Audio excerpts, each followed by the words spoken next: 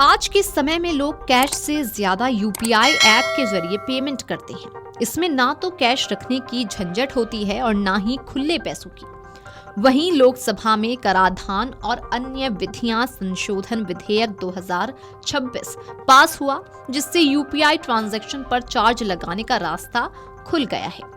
तो चलिए अपनी इस वीडियो में आसान भाषा में समझते हैं कि आखिर ये बिल क्या है और क्या सच में यूपीआई ट्रांजैक्शन पर चार्ज लगने वाला है।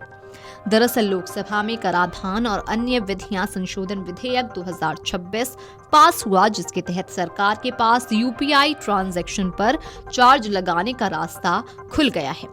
हालांकि इसका ये मतलब बिल्कुल भी नहीं है कि मौजूदा समय में आप यूपीआई से पेमेंट करेंगे और इस पर चार्ज लगेगा, क्योंकि फिलहाल यूपीआई पहले की तरह ही फ्री है।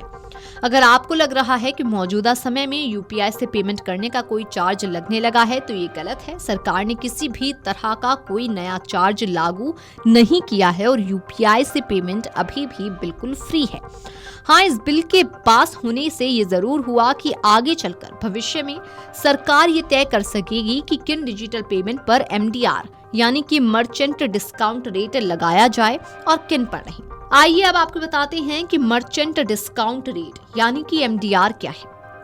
ये वो शुल्क है जो किसी डिजिटल पेमेंट को प्रोसेस करने के बदले बैंक या फिर पेमेंट सर्विस प्रोवाइडर को मिलता है। ऐसे में अब सरकार ये तय कर सकती है कि किन डिजिटल पेमेंट पर ये शुल्क लगाना है और किन पर नहीं।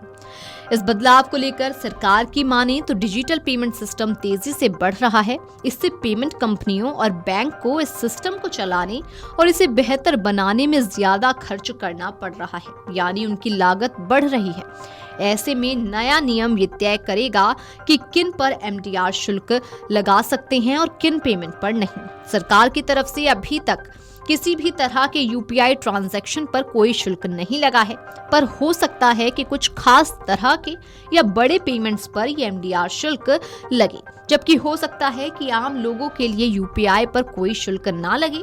हालांकि ये सरकार का फैसला है। सरकार का कहना है कि डिजिटल पेमेंट सिस्टम को मजबूत बनाए रखने के लिए पेमेंट सर्विस प्रोवाइडर्स और भुगतान नेटवर्क चलाने वाली कंपनियों के लिए टिकाऊ व्यवस्था तैयार करने के उद्देश्य से ये बदलाव किया गया है। सवाल उठता है कि क्या अब हर यूपीआई ट्रांजैक्शन पर पैसे देने होंगे? तो फिलहाल इसका जवाब नहीं है। इस बिल में कहीं भी ये नहीं कहा गया कि यूपीआई पर तुरंत एमडीआर लागू होगा।